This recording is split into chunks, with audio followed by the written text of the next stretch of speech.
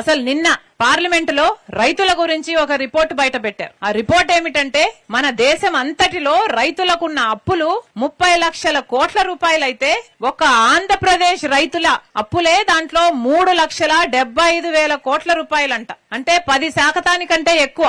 అంటే మన రాష్ట్రంలో రైతులు 2వ స్థానంలో ఉన్నారు అప్పుల్లో. అంటే అందరికంటే ఎక్కువ స్థానంలో ఆంధ్ర రాష్ట్రం ఉంది. ఎంత ఘోరం అంటే ఇది. కనీసం ప్రతి రైతుకు మన రాష్ట్రంలో 2 లక్షల నుంచి 7.5 లక్షల రూపాయల వరకు అప్పుందన్నమాట. అంటే ఈ రోజు మన ఆంధ్ర రాష్ట్ర రైతాంగం మొత్తం అప్పుల పాలైపోయింది. ఎవరు పట్టించుకుంటున్నారు? చంద్రబాబు గారేమో ఇది రైతు సంక్షేమ ప్రభుత్వం అని చెప్తారు. ఏది రైతు సంక్షేమ ప్రభుత్వం?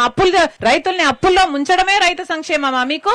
చంద్రబాబు గారు చెప్తారు మేము వ్యవసాయాన్ని లాభసాటిగా చేస్తారట. రైతులను అప్పుల్లో ముంచడమే మీరు వ్యవసాయాన్ని లాభసాటిగా చేయడమా? చంద్రబాబు గారు సమాధానం చెప్పాలి. అసలు చంద్రబాబు గారు అన్నదాత సుఖీభవ అని 20,000 రూపాయలు ప్రతి రైతుకు ఇస్తానన్నాడు. కానీ చంద్రబాబు గారు ఇస్తున్నారేమో 20,000లో 14,000 ఈయనిస్తాడు, 6,000 పిఎం కిసాన్ కలిపి ఇస్తున్నాడు. కానీ మేనిఫెస్టోలో ఇది చెప్పలేదు. సూపర్ 6 లో చెప్పినప్పుడు మాత్రం 20,000 నేనే ఇస్తానన్నాడు చంద్రబాబు గారు. కానీ ఇవ్వటం లేదు. 93 లక్షల మంది రైతులు మన రాష్ట్రంలో ఉంటే చంద్రబాబు గారు ఇస్తున్నది కేవలం 47 లక్షల మందికి మాత్రమే. అది కూడా ఆ 14 లక్షలు కూడా ఇస్తున్నది కేవలం 47 లక్షలు. అంటే సగం మందికి మాత్రమే ఇస్తున్నారు. ఇక కౌలు రైతులకైతే మన రాష్ట్రంలో అసలు దిక్కే లేదు. ఎంత గోడు ఎంత ఏడ్చుకున్నా కూడా అసలు ఒక్కరు కూడా కౌలు రైతును పట్టించుకునే పరిస్థితే లేదు. రైతు కూడా పండించిన పంట ఎంత మంది రైతులు గిట్టుబాటు ధర రావటం లేదు అని ఏడుస్తున్నారు. కనీసం మద్దతు ధర ఉండి కూడా దాన్ని అమలు చేయరు. ఇక రైతు ఎలా బాగుపడాలి? రైతు ఎలా బతకాలి? ముష్టి 500 కోట్లు పెట్టాడు చంద్రబాబు గారు